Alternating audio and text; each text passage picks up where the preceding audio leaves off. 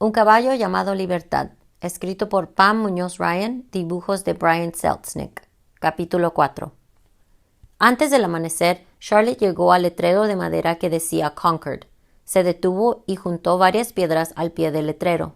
Vern iría la semana próxima a la ciudad y Charlotte se lo imaginó asintiendo con la cabeza y sonriendo al ver la señal. Al menos ella esperaba que fuera así. Todavía tenía que subir a la diligencia sin que la atraparan. Charlotte se sentó en un banco frente a la oficina de la parada de diligencias y se comió el sándwich que Vern había incluido en el atado. Un letrero de la ventanilla decía diligencia hacia el sur, 6 a.m. Charlotte calculaba que con suerte la señora Boyle no sabría hasta las 7 a.m. que se había marchado. A esa hora ella ya estaría bastante lejos. Cuando se abrió la oficina de boletos, juntó las monedas de Vern y compró uno de ida a Manchester. Charlotte sintió que el corazón le daba un vuelco cuando oyó retumbar los cascos de los caballos. Miró hacia el camino que llevaba a la ciudad. Entonces, entre una nube de polvo, vio los caballos. Hacia ella trotaban, sujetos con arneses, 6 hermosos caballos de fuertes patas. Casi todos eran mustangos de color gris, aunque también había un bayo y un alazán, como Libertad. Sanos y bien cuidados, parecían deseosos de trabajar juntos con los arreos que los unían. Detrás, el cochero iba sentado en el pescante de la diligencia y dominaba las riendas. Charlotte había oído que era posible enganchar 6 y hasta 8 caballos, pero nunca lo había visto. ¿Qué se sentiría al tener tantos caballos respondiendo a tus órdenes? ¡So! Gritó el cochero, y los caballos aminoraron la marcha. Entre chirridos, quejidos y crujidos, la diligencia se detuvo frente al hotel. El freno a presión chirrió cuando el cochero aseguró las ruedas. El barniz de la diligencia brillaba bajo el sol de la mañana. Las ruedas estaban pintadas de amarillo y en las puertas decía Correo de EEUU. Era la cosa más linda que Charlotte había visto. Se acercó y pasó la mano por la brillante madera de nogal. Luego acarició al caballo que le recordaba mucho, demasiado, a Libertad. El cochero les asignó los asientos enseguida. Charlotte se subió y se sentó en medio de 2 gruesas mujeres. «Hola, muchacho», dijo una de las mujeres. Charlotte saludó con la cabeza. «Yo soy la señora Mappes y ella es la señora Earhart, mi compañera de viaje. ¿Tú cómo te llamas?» Charlotte miró desconcertada a la señora Mappes. ¿Cómo me llamo? Sí, tu nombre, querido. Charlie, dijo Charlotte. Me llamo Charlie. Bueno, Charlie, encantada de conocerte. Vamos hasta el fin del trayecto, así que me parece que haremos un largo viaje juntos. Sí, señora, dijo Charlotte, mientras se ajustaba la gorra en la cabeza. La diligencia empezó a rodar y traquetear sobre el terreno. Charlotte contempló granjas y bosques frondosos por la ventanilla. Deseaba sentarse arriba con el cochero para poder ver mejor, ver cómo manejaba la recua de caballos y preguntarle los nombres de los animales. Se sintió entusiasmada, como si algo nuevo y bueno estuviera a punto de suceder. ¿Qué haría Hayward, que hoy se despertaría en su nuevo hogar? Algún día ella también tendría un hogar, pero no lo conseguiría quedándose en el orfanato. Milshark y la señora Boyle se lo impedirían. Vern solía decir que las plantas no podían respirar y crecer en una maceta demasiado pequeña. Ahora ella sabía lo que quería decir. Charlotte no tardó en quedarse dormida apoyada en la señora Mappes. Se despertaba de vez en cuando, pero con el incesante parloteo de las 2 damas y el balanceo de la diligencia se volvía a dormir rápidamente, feliz de alejarse cada vez más del orfanato. Horas después, la diligencia se detuvo al final del trayecto en Worcester, Massachusetts. ¿Por qué nadie la había despertado antes para que se bajara? No reconoció el cochero. Debía haberse cambiado con el anterior en una de las paradas. Quizás pensó que ella viajaba con las 2 mujeres. Después de todo, se había dormido apoyada en una de ellas. El cochero ayudó a los pasajeros a bajarse del estrecho coche. Charlotte se estiró y se quedó en mitad de la calle mirando hacia un lado y luego al otro. Los pasajeros se dirigieron al hotel con sus bolsos y su equipaje. Un estruendo de risas se escapó del bar. La gente iba y venía por la calle de una tienda a otra, algunos vestidos con la ropa más elegante que Charlotte había visto jamás.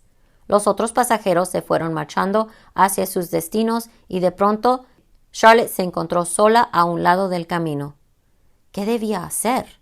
Había huido, pero en realidad no tenía a dónde ir. No conocía a nadie y no le quedaba mucho dinero, solo unas pocas monedas. No había pensado qué hacer cuando llegara a ese momento. Comenzaba a oscurecer y de repente se sintió sola y asustada. Charlotte se acercó para acariciar los caballos. Al menos ellos le resultaban conocidos. El cochero llegó para llevarlos al establo. ¿Necesita ayuda?, preguntó Charlotte. El cochero comenzó a desenganchar los caballos. No, gracias. Yo mismo me ocupo de los caballos. Pero si quieres puedes ver cómo los llevo a descansar. El cochero se rió. Muchachos y caballos, no hay manera de separarlos. Charlotte los siguió al establo y vio cómo les quitaba los arneses a los caballos. Los frotaba y los metía en sus cuadras. «¿Le puedo traer un poco de agua?», dijo Charlotte. «Buen chico, sí. Ve». Charlotte llevó baldes de agua a los establos mientras hablaba con los caballos.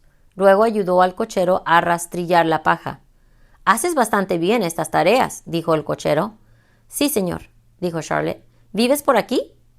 «No, señor. Bueno, en realidad me acabo de mudar». «Bueno, márchate ahora. Tengo que cerrar el cobertizo». Charlotte se dirigió a la puerta, deteniéndose a acariciar a cada caballo.